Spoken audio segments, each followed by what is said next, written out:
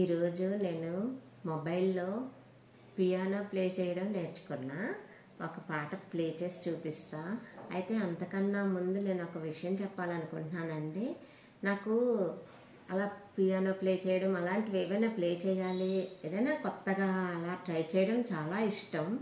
అయితే ఒకప్పుడు అంత అవకాశాలు ఉండేవి కాదు కదా. కానీ ఇప్పుడు పిల్లలకి ఎన్నో మంచి మంచి అవకాశాలు ఉన్నాయండి. అయితే వాళ్ళు ఏం చేస్తున్నారంటే గేమ్స్ ఆడుకుంటూ ఆ మొబైల్లోని అలా అసలు ఉపయోగం లేని వాటికే ఎక్కువ యూజ్ చేసేస్తున్నారు. కానీ అది పొరపాటు. దానివల్ల ఎన్నో ఉపయోగాలు ఉంటాయండి.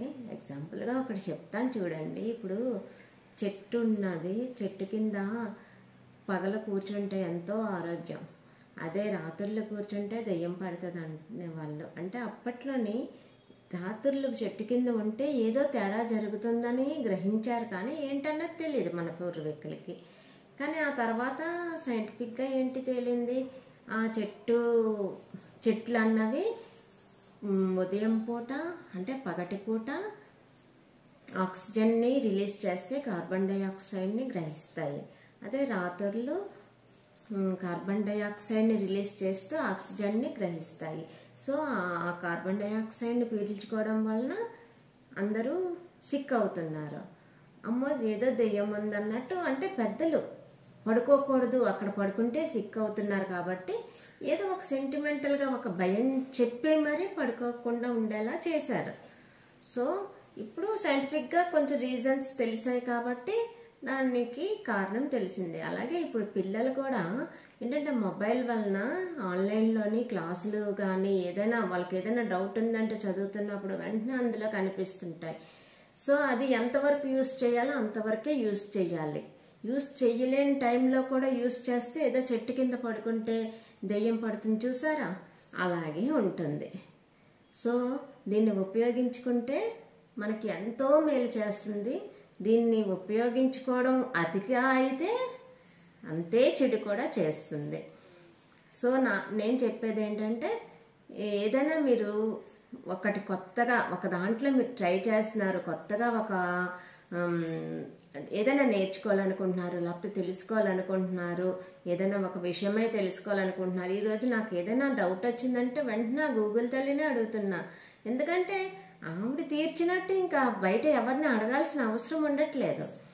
ఒక మీనింగ్ కావాలంటే ఆ మీనింగ్ ఏంటని గూగుల్లో చేసిన వెంటనే నేను ఎవరినైనా అడగడానికన్నా ముందే నాకు దాని రిజల్ట్ వచ్చేస్తుంది. సో నాకు ఎంత ఉపయోగపడుతుందండి ఫోను. అలాగే యూట్యూబ్ ఛానల్లో కూడా ఎన్నో మంచిగా అందరికీ వాళ్ళకి తెలిసిన విషయాలు ఎక్కడెక్కడి నుంచో ఎన్నో విషయాలు మనం నేర్చుకుంటున్నాము. ఆ ఛానల్ కూడా ఎంతో ఉపయోగం చేస్తుంది. మనకి మంచిగా వినియోగించుకుంటే దానంత ఉపయోగంగా ఇంకొకటి ఉండదు. సో నేను ఈ రోజుని నేను నేర్చుకున్న పాటని ప్లే చేసి చూపిస్తాను. నేర్చుకోవడం ఎలా నేర్చుకున్నానో చెప్పమంటారా? ముందు నేను పాట రాసేసుకున్నా, పైన కొంచెం ఖాళీ ఉంచుకొని దూరంగా రాసుకున్నాను. తర్వాత యూట్యూబ్లోని నేను 4-5 సెర్చ్ చేశానండి. అన్నీ అర్థం కావు. స్టార్టింగ్లో అయితే అర్థం కావడం కొంచెం కష్టమే అవుతుంది. కానీ నేనేం చేశానంటే అన్నీ ఒకటి అర్థం కాకపోయినా ఇంకో 2-3 వీడియోలు అలా చూస్తూ వచ్చాను. కొన్ని నాకు సపోర్ట్ చేశాయి. అప్పుడు నాకు ఏది అర్థమవుతుందో అవి కొన్ని రాసుకున్నాను. కొన్నేమో గూగుల్లోని కూడా నోట్స్ ఉంటుంది, అలా కూడా కొన్ని కలెక్ట్ చేసుకొని, అయితే ఆ నోట్స్ ఫుల్గా ఫాలో అవ్వలేము. ఎందుకంటే మనం ఫోన్లో కదా మనం ప్లే చేస్తాము, మనకి వేరేవి ఆప్షన్స్ ఉండవు. ఫోన్లోని ఒకటే ఆప్షన్ కాబట్టి మనకి ఫోన్లోని అన్ని ఆప్షన్స్ ఉండవు కాబట్టి మొత్తం నోట్స్ మనకు వర్కౌట్ అవ్వదు. మన నోట్స్ అంటూ వేరే ప్రిపేర్ చేసుకోవాలి, ఫోన్లోకి వేరే నోట్స్ ప్రిపేర్ చేసుకోవాలి ఫోన్లో ప్లే చేయాలంటే. అదే ఇన్స్ట్రుమెంట్ మీద ప్లే చేయాలంటే మీకు గూగుల్లో చూపిస్తున్న ఫుల్ నోట్స్ అది మీరు ఫాలో అవ్వచ్చు అనమాట. ఇప్పుడు నేనేంటంటే ఫోన్లో ప్లే చేయడం ఎలాగా చూపిస్తాను. అయితే ఇప్పుడు ఏంటంటే నాకు ఫోన్ రికార్డింగ్లో ఉంది కాబట్టి ఇది ట్యాబ్ అనమాట. ట్యాబ్ మీద చూపిస్తున్నాను. ట్యాబ్లో కూడా సేమ్ ఇదే వస్తుంది.